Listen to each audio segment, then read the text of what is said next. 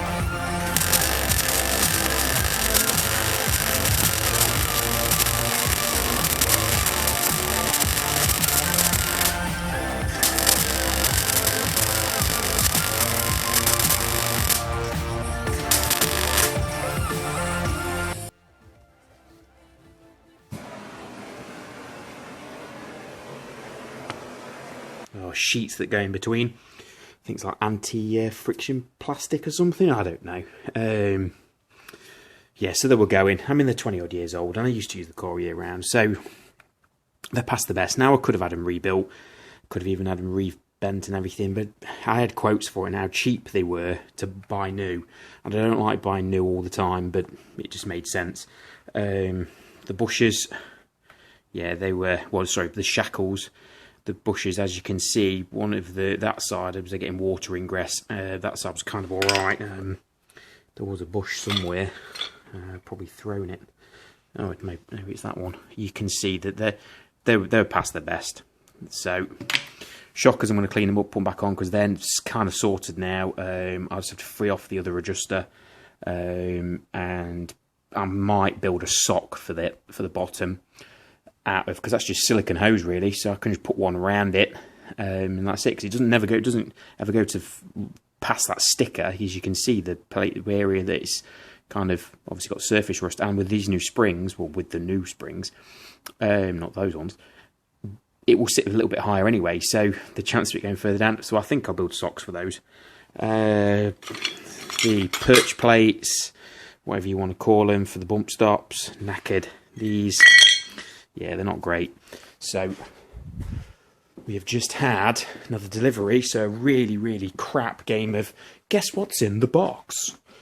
New springs. These took ages to come into stock because there's like basically a global shortage because of steel and stuff. The same, I think they're a 7-leaf. 1, 2, 3, 4, 5, 6, 7 if you include the bottom one. So it's the exact same as what was on the car. What we got? New perch plates. These will all be painted up because they'll just rust. New plates for between the U-bolts, bottom.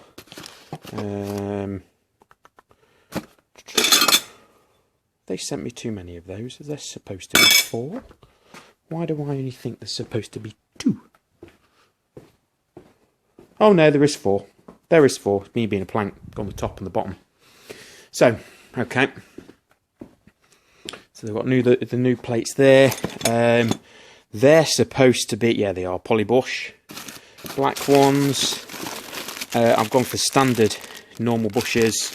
Reason polybush on those, reason on those is because I've had polybush ones on the back of this before and they squeak like a twat. So, well, in actual fact, no, it was on the front. It was on the front and they squeak really bad, so I've gone without those. And new shackles. There should be 2 shackles in there, he says.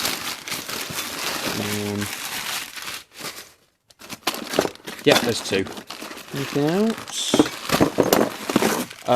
We can't use those, but hey ho. They're the bolts to go for the front of the spring through the chassis and everything, and that's about it. I can't have those. Someone in the comments may say, why can't you have those?